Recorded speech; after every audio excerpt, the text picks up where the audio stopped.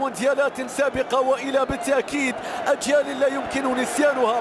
نشاهد في الصور لا شك بالتأكيد الأخضر بلومي ورابح ماجر وعنتر يحيى وبالتأكيد مجيد بقرة وأسماء أخرى نشاهدها في لافتات ترفعها الجزائر ومدرجات ملعب نيلسون مانديلا في محاولة إعادة هذا الجيل إلى ذكريات السابقين وإلى إنجازات المحاربين السابقة لكي يقولوا نريد بالتأكيد صورة أخرى ولافتة أخرى ومونديالا آخر ووصولا آخر إلى بطولات كأس العالم المقبلة بعد تأهل سابق في تاريخ المنتخب الجزائري.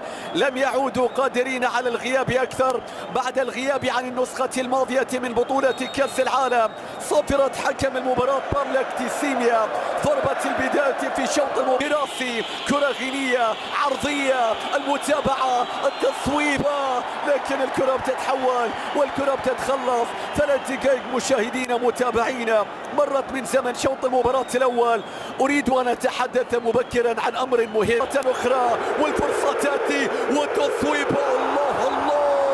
الإفريقية المتأهل والمتصدر من المجموعة يبدأ الحوار. آية نوري في التغطية لكن المرور يعود نوري عن من يقتربون من صدارة المجموعات التسع. كرة باتجاه الأولي بمناسبة رسمية يدير فيها المنتخب الجزائري سيتأهل مباشرة.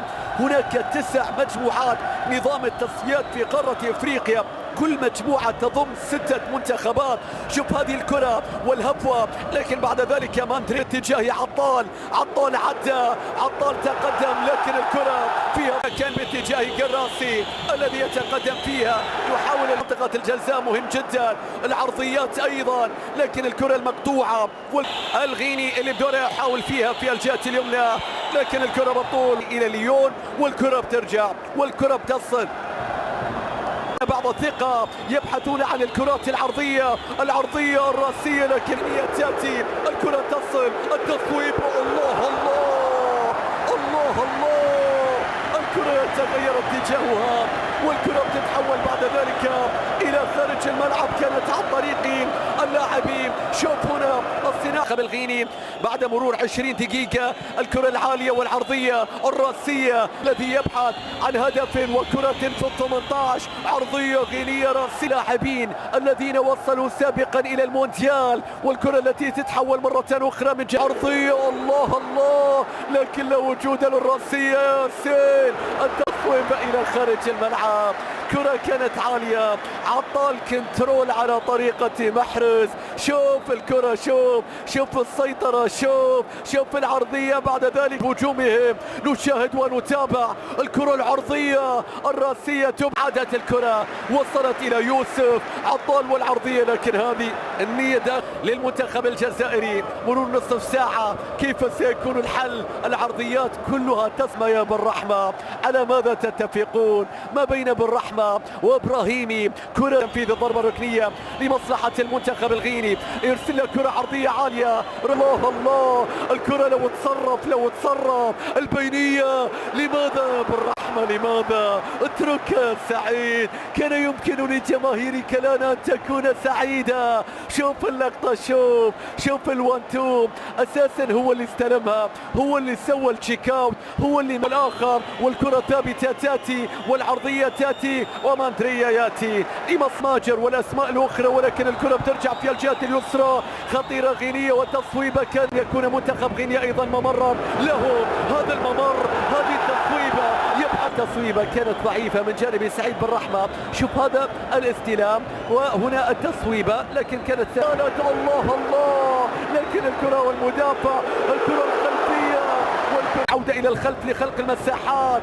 إبراهيم يتقدم يا سلام يا ياسين لكن التمريرة والآن المنتخب الجزائري يختارها يا بالرحمة التصويب الله الله أنهم يصوبون يصوبون ضربة ركنية الفرصة بتضيع الكرة للمنتخب الجزائري كانت.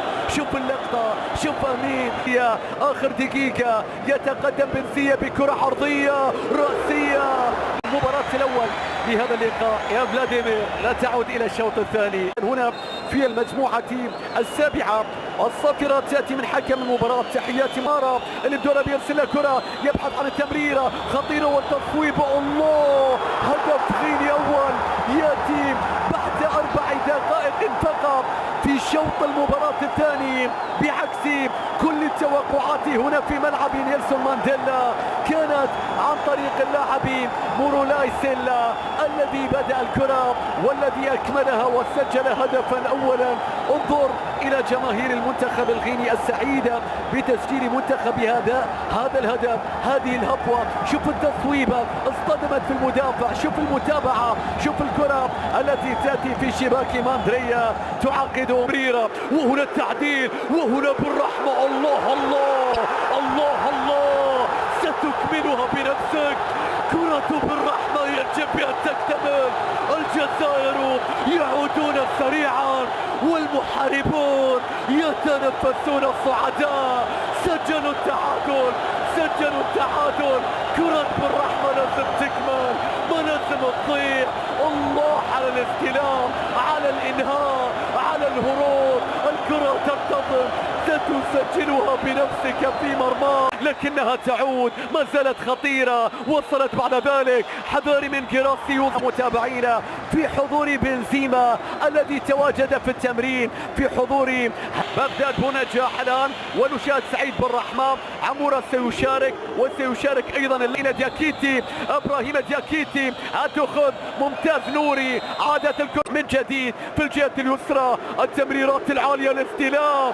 الآن الزيادة، الكرة بتصل أقصى اليسار لكن الرأسية تبعد الكرة. التصويبة تأتي والكرة في شباك ماندريا. إنهم لا يصدقون ترك كمارا بهذه الصورة. 18 من خارج 18 يسجل ضربة ثانية للمنتخب الغيني في الوقت الذي كانوا يريدون وينتظرون هدفا آخر للمنتخب الجزائري. ماذا يحدث للمنتخب الجزائري في شوط المباراة الثاني؟ لماذا هذه الهفوات الدفاعية؟ لماذا ترك اللاعبين بهذه الصورة؟ شوف الكرة، شوف التصويبة، شوف اللقطة التي تذهب، شوف الكرة اللي تتهيأ بالمنتخب الجزائري. كرة بتصل باتجاه نوري وقف، نوري سيطر، نوري حاول، لكن الحفظ كان متوقع، كان متمركز. راسية الهداف بغداد أخرى اللي خرج بنزية واللاعب إبراهيمي، والكرة العرضية الرأسية. كيف سيكون التعادل في المرة الثانية؟ هل سيأتون؟ كادت وانتظار، نظرات وانتظار، لكن من أين البناء والافتتاح. تم بناء ملعب ويمبلي الأصلي في عام 1923 وافتتح رسميا في 8 أبريل عام 1923. كان يعرف في الأصل باسم ملعب الإمبراطوري، وكان جزءا من معرض الإمبراطورية البريطانية لعام 1924. أول مباراة كانت في عام أول مباراة تلعب على ملعب ويمبلي مباراة نهائي لكأس الاتحاد الإنجليزي بين بولتون وويست هام يونايتد في عام 1923، وشهدت حضور جماهيري تجاوز 200,000 شخص. استضاف الملعب العديد من الفعاليات الرياضية الكبرى بما في ذلك نهائيات كأس الاتحاد الإنجليزي وكأس العالم 1966، بالإضافة إلى استضافه العديد من الحفلات الموسيقية والأحداث غير الرياضية. تم إغلاق الملعب في أكتوبر 2000 وهدم في عام 2003 ليتم بناء ملعب جديد على نفس الموقع. تم بناء ملعب ويمبلي الجديد على نفس الموضع القديم وافتتح رسميا في مايو 2007. تكلف وبناء الملعب حوالي 789 مليون جنيه استرليني. التصميم يتميز ويمبلي الجديدة بتصميم حديث ومعماري رائع مع قوس ضخم يبلغ ارتفاعه 133 مترا، والذي أصبح رمزا للملعب. يتسع الملعب له حوالي 9000 متفرج، مما يجعله أكبر ملعب في المملكة المتحدة وثني أكبر ملعب في أوروبا. الاستخدامات: يستخدم الملعب لمجموعه واسعه من الفعاليات الرياضية بما في ذلك نهائيات كأس الاتحاد الإنجليزي وكأس الرابطة الإنجليزي ومباريات المنتخب الإنجليزي. كما استضاف الملعب نهائي دوري أبطال أوروبا في 2011 و2003. بالإضافة إلى الأحداث الرياضية، يستضيف ويمبلي حفلات موسيقيه وأحداث ترفيهية كبرى.